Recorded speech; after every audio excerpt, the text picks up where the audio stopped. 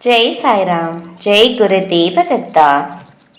சீரடி ஸ்ரீ சாய்பாபாவின் நேரடி பெண் பக்தையான தெய்வீக அன்னை சிவமா தாயி அவர்களின் வரலாறு பாகம் 3. சீரடி ஸ்ரீ சாய்பாபாவின் வரலாற்று செய்திகளை படித்தோமெனில், பாபா அவர்கள் 1858 முதல் 1918 வரை ஷீரடி நகரை விட்டு வெளியில் சென்றதே இல்லை என்பது புரியும். ஆனால் சீரடி சாய்பாபா அவர்கள் பகவான் ஸ்ரீ தத்தாத்ரேயரின் அவதாரம் என்பதினால் அவரால் பல இடங்களிலும் ஒன்றுடன் ஒன்று எத்தனை தொலைவில் தள்ளி இருந்தாலும் ஒரே நேரத்தில் தனது பூத உடலுடன் ஒரே நிலையில் காட்சியளிக்க முடியும் என்பதின் காரணம் சில தெய்வங்கள் அப்படிப்பட்ட சக்தியை பெற்றுள்ளன என்பதே. ஆகவே ஷீரடி நகரில் சீரடி ஸ்ரீ சாய்பாபா தங்கி இருந்தாலும் அவரால் கோயம்புத்தூருக்கு சென்றிருக்க முடியும் என்பதை கேட்கும்போது அது வியப்பை தரவில்லை. இது குறித்து யாரும் சந்தேகப்பட வேண்டியது இல்லை.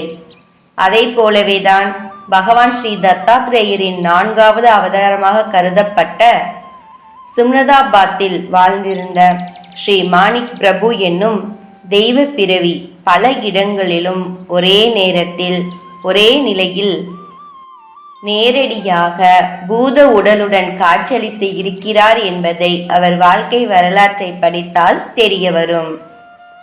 நாட்கள் செல்ல செல்ல தெய்வீக அன்னை சிவமா தாயி தன்னை அறியாமலேயே சீரடி சாய்பாபா மீது அதிக ஈடுபாடு கொள்ள துவங்கினார்.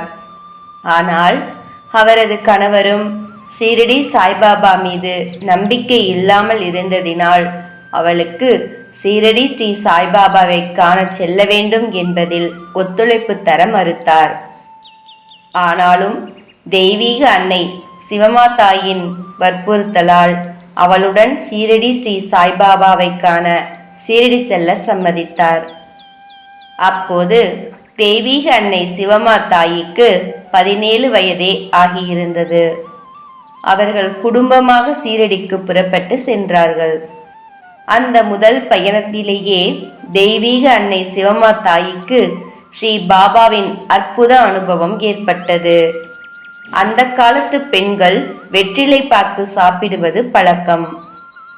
ரயில் பயணம் செய்து கொண்டு இருந்தபோது அவருடன் உதவிக்கு சென்றிருந்த பெண்மணிக்கு ரெய்ச்சூர் நிலையத்தில் தெய்வீக அன்னை சிவமா தாயி ஒரு கட்டு பீடா வாங்கி கொடுத்தார். அதை மென்று தின்ன துவங்கிய அந்த பெண்மணி அதை சாப்பிட முடியாத அளவில் சுவை அற்றதாக உள்ளது என கூறிவிட்டு அதை அப்படியே வெளியில் துப்பிவிட்டாள். 2 நிமிடங்கள் கடந்தன. மேலிருக்கையில் அமர்ந்திருந்த ஒரு வயதான பயணி கீழே இறங்கி வந்தார். அவர்கள் கேட்காமலேயே ஒரு கட்டு பீடாவை அவர்களுக்கு தந்த பின் மேலே சென்று விட்டார். அற்புதமான சுவை கொண்ட அந்த பீடாவை தின்றதும் அந்த முதியவருக்கு நன்றி கூற அவர்கள் மேலிருக்கையில் அவரை தேடிய போது அவர் காணப்படவில்லை. அவர்கள் சீரடிக்கு சென்றதும் அது குறித்து சிலரிடம் பேசிய போது சீரடி ஸ்ரீ சாய்பாபா தன் பக்தர்களுடன் எப்பொழுதும் உள்ளதை அவர்களுக்கு தெரிவிக்க நடத்தும் அற்புதங்களில் ஒன்று என்ற உண்மையினை கூறினார்கள். அதன் பின்னர் சீரடி ஸ்ரீ சாய்பாபாவை தெய்வீக அன்னை சிவமா தாயி சந்தித்த போது சீரடி ஸ்ரீ சாய்பாபா அவரிடம் நல்லா இருக்கின்றாயா என தமிழில் கேட்டதாக அன்னை கூறியுள்ளார். சீரடி ஸ்ரீ சாய்பாபாவுடனான முதல் சந்திப்புக்கு பிறகு அவருடைய மீதான ஈடுபாடு அந்த தெய்வீக அன்னைக்கு இன்னமும் அதிகமாயிற்று. அதன் பிறகு எப்போது சீரடி சாய்பாபா தன்னிடம் பேசினாலும் தமிழில்தான் உரையாடினார் என்பதாக தெய்வீக அன்னை சிவமா தாயி ஒரு பேட்டியில் கூறினாராம். சீரடி ஸ்ரீ சாய்பாபா சீரடியில் பல லீலைகளை நடத்தியுள்ளார் என்பது திரு ஹேமத் பந்த் என்பவர் எழுதியுள்ள புத்தகத்தில் காணப்படுகிறது.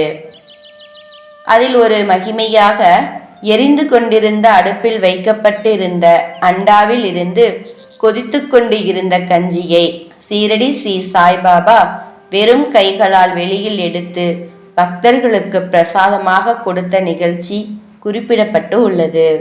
அந்த நேரத்தில் தானும் அங்கிருந்த மிகச்சிறிய கூட்டத்தினரில் ஒருவள் எனவும், சீரடி ஸ்ரீ சாய்பாபா கைகளினால் தானும் அந்த பிரசாதத்தை பெற்றுக்கொண்டு உண்டதாகவும் தெய்வீக அன்னை சிவமாதாயி கூறியிருக்கின்றார்.